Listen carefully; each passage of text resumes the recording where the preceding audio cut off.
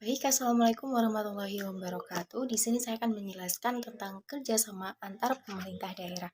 Kerjasama antar pemerintah daerah adalah suatu upaya kerjasama yang dilakukan oleh para pejabat pemangku pemerintahan suatu daerah agar mempermudah mereka dalam menyelesaikan persoalan-persoalan terutama persoalan yang tidak bisa mereka lakukan ataupun tidak bisa mereka selesaikan apabila tidak melakukan hubungan antar daerah. Nah, dengan segala potensi yang ada di dalam masing-masing pemerintahan dapat dipergunakan untuk mempermudah proses penyelesaian masalah yang timbul. Nah, untuk mencapai keberhasilan dalam melakukan kerjasama diperlukan prinsip sebagai pedoman yang digunakan selama proses kerjasama berlangsung. Nah, prinsip-prinsip tersebut adalah yang pertama adalah transparansi. Nah, maksud dari transparansi adalah pemerintah yang telah melakukan atau bersepakat untuk melakukan kerjasama harus transparan dalam memberikan berbagai data dan juga informasi yang dibutuhkan dalam rangka kerjasama tersebut. Yang kedua adalah akuntabilitas. Nah, pengertian dari akuntabilitas tersebut adalah bahwa pemerintah yang telah bersepakat untuk melakukan kerjasama harus bersedia mempertanggungjawabkan, menyajikan, melaporkan, dan juga mengungkapkan segala aktivitas kegiatan yang bersangkutan dengan kerjasama tersebut, termasuk kepada DPRD sebagai wakil rakyat dan juga kepada pelayanan publik. Selanjutnya adalah partisipatif. Nah, dalam lingkungan kerjasama antar pemerintah daerah, prinsip partisipatif harus digunakan dalam bentuk konsultasi, dialog, dan juga negosiasi dalam menentukan tujuan yang harus dicapai, cara mencapainya, dan juga mengukur kinerja, termasuk cara membagi kompensasi dan juga resiko. Yang keempat adalah efisiensi. Dalam melaksanakan kerjasama antar pemerintah daerah harus dipertimbangkan nilai efisiensi dari bagaimana memakan biaya untuk memperoleh suatu hasil atau bagaimana menggunakan biaya yang sama tetapi dapat mencapai hasil yang maksimal. Kelima adalah efektivitas. Dalam melaksanakan kerjasama antar pemerintah daerah harus dipertimbangkan nilai efektivitas, yaitu mengukur keberhasilan dengan membandingkan target dengan tujuan yang telah ditetapkan dalam kerjasama dengan hasil yang telah diperoleh. Kemudian ada konsensus. Dalam melaksanakan kerjasama tersebut harus dicari titik temu agar masing-masing pihak yang terlibat dalam kerjasama tersebut dapat menyetujui suatu keputusan. Yang terakhir adalah saling menguntungkan dan memajukan. Dalam kerjasama antar pemerintahan daerah harus dipegang teguh prinsip-prinsip yang saling menguntungkan dan saling menghargai. Prinsip ini harus menjadi pegangan dalam setiap keputusan dengan maksimal kerjasama. Selanjutnya adalah pengertian dari intergovernmental relation. Nah, intergovernmental relation dapat diartikan dalam suatu hubungan antara pemerintahan, yakni sebagai konsep dalam administrasi publik yang membahas tentang hubungan yang dilakukan antar tingkat pemerintahan atau dapat juga diartikan sebagai di berbagai tingkat pemerintahan, baik dari pemerintah pusat ke daerah. Setiap tingkat pemerintah dapat melaksanakan berbagai hubungan dengan pemerintah lain sebagai partner yang memiliki fungsi yang sangat beragam. Nah, pemerintah pusat dapat membuat suatu hubungan dengan pemerintah di tingkat kabupaten ataupun kota. Begitu juga dengan pemerintah provinsi dapat mengadakan suatu hubungan dengan pemerintah provinsi lain. Dan juga dapat membuat hubungan dengan pemerintah kabupaten kota dalam suatu provinsi maupun pemerintah kabupaten sendiri dapat membuat suatu hubungan dengan kabupaten atau kota lainnya, baik di dalam satu provinsi maupun dengan pemerintah kabupaten kota dari provinsi lain ataupun kerjasama pemerintahan kabupaten atau kota dari berbagai provinsi. Nah, bentuk kerjasama yang dilakukan dalam suatu hubungan pemerintah adalah salah satunya kerjasama. Nah, kerjasama merupakan bentuk kesepakatan dari suatu intergovernmental relation. Nah, pentingnya intergovernmental relation adalah Pentingnya intergovernmental relation adalah hubungan antar pemerintah daerah yang dilaksanakan karena tidak menyelesaikan suatu permasalahan sendiri. Pemerintah daerah tidak dapat melakukan sendiri dan membutuhkan mitra kerja untuk dapat mengatasi persoalan-persoalan yang ada. Nah, dibutuhkan kerjasamanya antar daerah adalah untuk menyelesaikan setiap persoalan lintas daerah yang melampaui batas-batas wilayah secara administratif agar masalah tersebut dapat diselesaikan oleh para pejabat yang terlibat. Nah, selanjutnya adalah bentuk dari intergovernmental relation. Yang pertama adalah intergovernmental service contract, yang kedua adalah joint service agreement, dan ketiga adalah intergovernmental service transfer.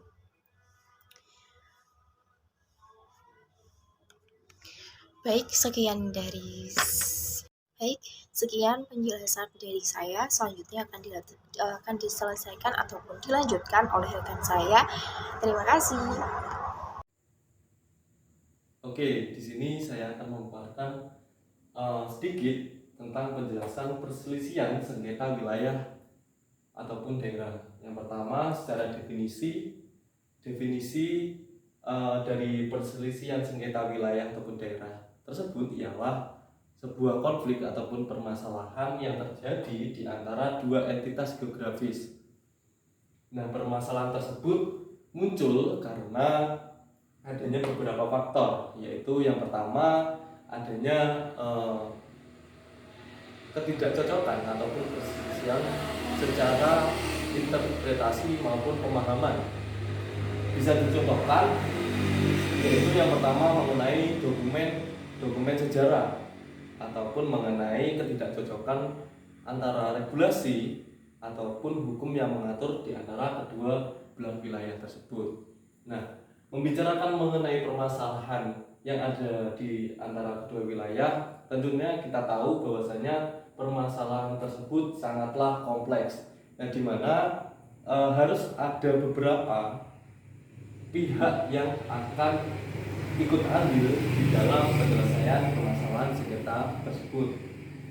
Nah, untuk metode penyelesaian permasalahan tersebut yaitu ada beberapa faktor, yaitu yang pertama secara umum mengenai negosiasi, yang kedua mengenai pengujian dokumen sejarah, yang ketiga mengenai arbitrase, yang keempat mengenai mediasi, yang kelima mengenai peradilan, yang keenam mengenai diplomasi, yang ketujuh mengenai pendekatan secara partisipatif, yang kedelapan kerjasama lintas batas, yang kesembilan revisi hukum ataupun peraturan, yang terakhir yaitu penyelesaian jangka panjang. Adapun beberapa faktor yang mungkin mempengaruhi kita untuk menyelesaikan permasalahan sengketa di wilayah ataupun daerah tersebut. Yang pertama yaitu keadilan, yang kedua itu partisipatif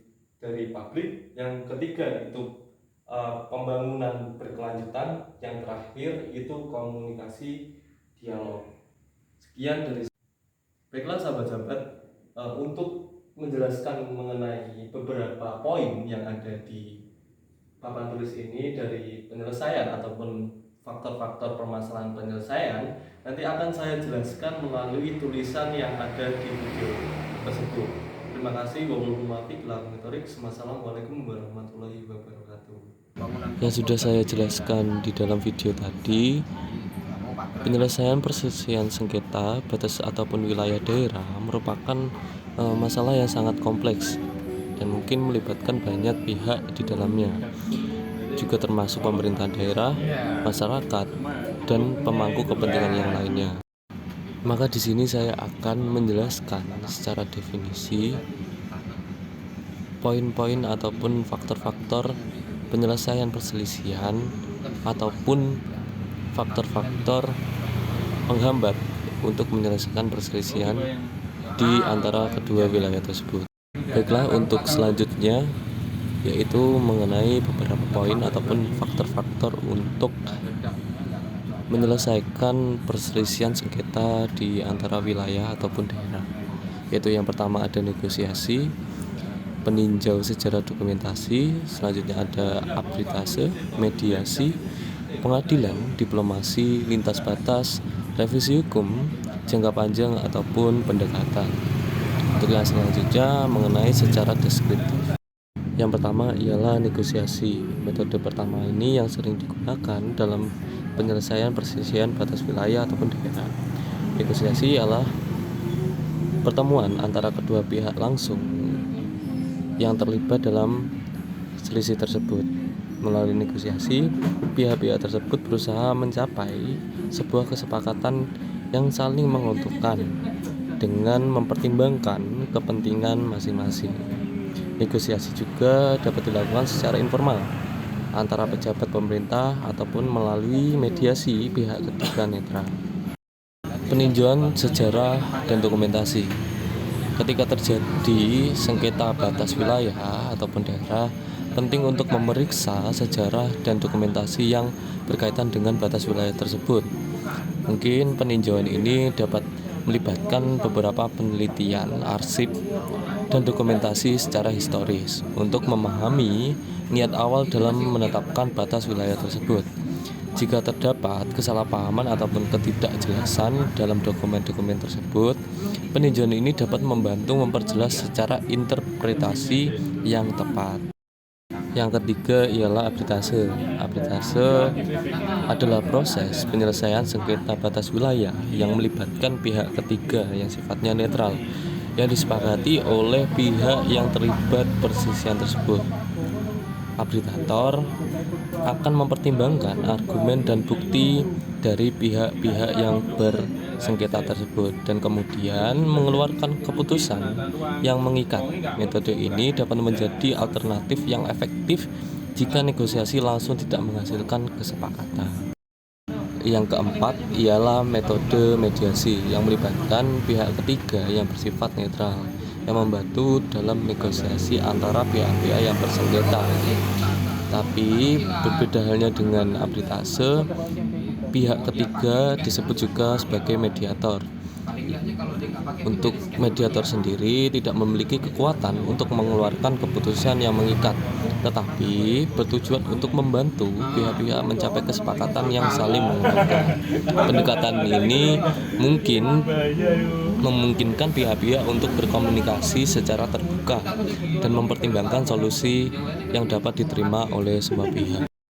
Untuk yang selanjutnya yaitu penyelesaian melalui pengadilan. Jika semua upaya penyelesaian ataupun negosiasi, mediasi ataupun arbitrase gagal, pihak yang bersengketa dapat memilih untuk membawa perselisihan ini ke ranah peradilan.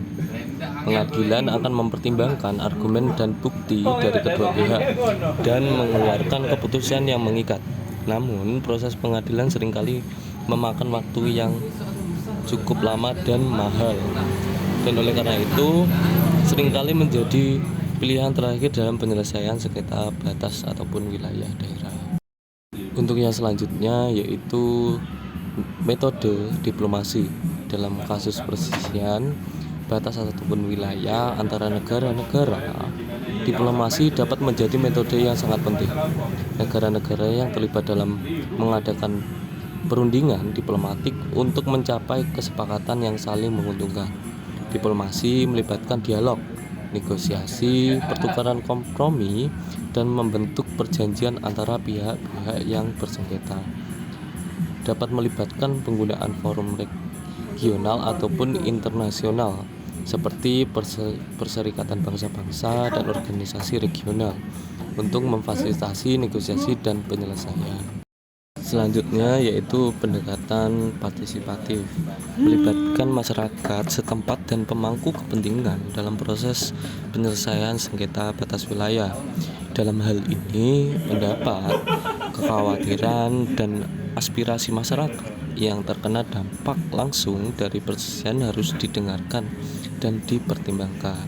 Melalui dialog dan partisipasi, solusi yang lebih inklusif dan berkelanjutan dapat dicapai, serta meminimalisir potensi konflik di masa depan.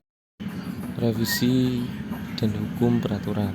dalam beberapa situasi penyelesaian perselisihan batas wilayah membutuhkan revisi hukum dan peraturan yang berkaitan dengan penetapan batas. Pemerintah dapat mempertimbangkan untuk merevisi atau menegakkan kembali undang-undang yang mengatur batas wilayah secara lebih jelas dan tegas.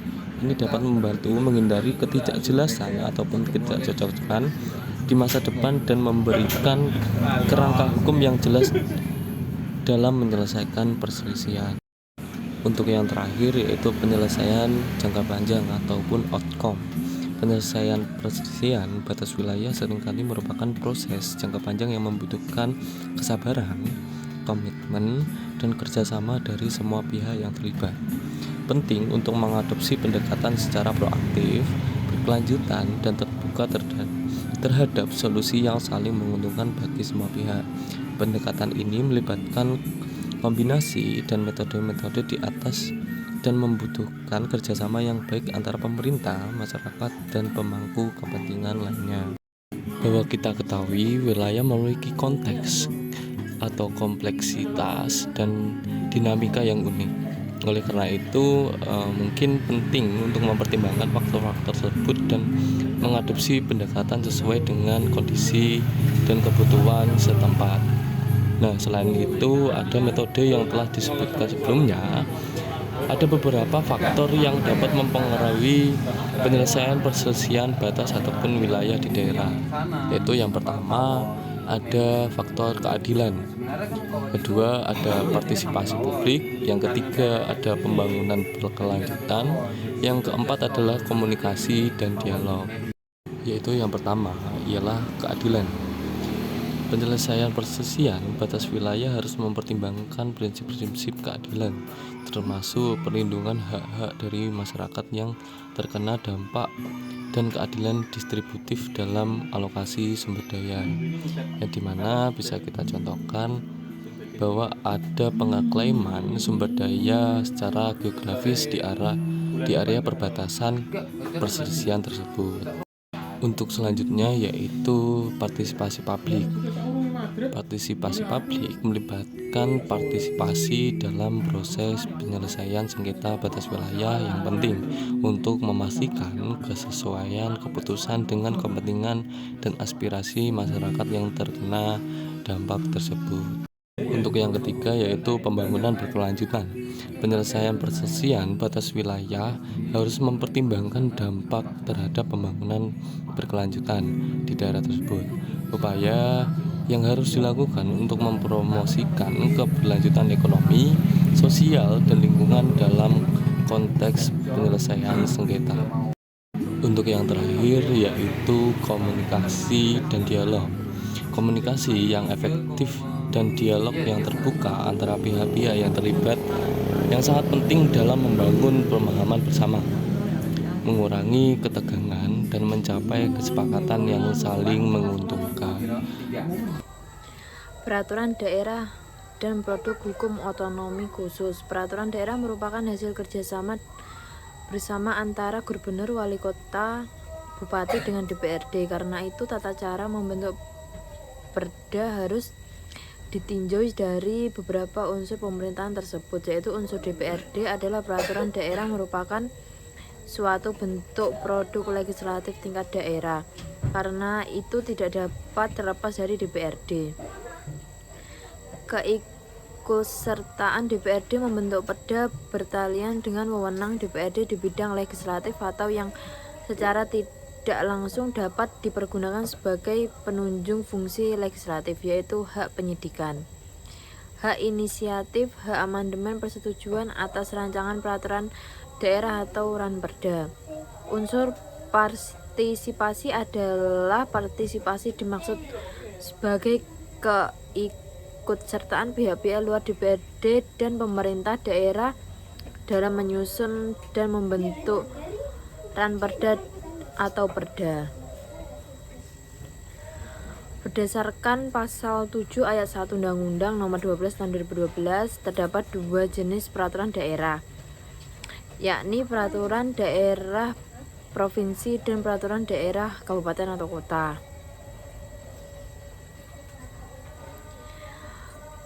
Peraturan daerah provinsi adalah peraturan perundang-undangan yang dibentuk oleh Dewan Perwakilan Rakyat daerah provinsi dengan bersama gubernur. Yang selanjutnya, peraturan daerah kabupaten atau kota adalah peraturan undang-undang yang dibentuk oleh Dewan Perwakilan Rakyat daerah kabupaten atau kota dengan persetujuan bersama bupati atau wali kota. Perda adalah sama peraturan yang dibuat oleh pemerintah setempat untuk melaksanakan peraturan-peraturan lain yang lebih tinggi derajatnya. Oleh karena itu, materi perda secara umum memuat antara lain yang pertama, hal-hal yang berkaitan dengan rumah tangga daerah dan hal-hal yang berkaitan dengan organisasi pemerintahan daerah. Yang kedua, hal-hal yang berkaitan dengan tugas dan membantu atau mendebawin. Dengan demikian, perda merupakan produk hukum dari pemerintah daerah dalam rangka melaksanakan otonomi daerah.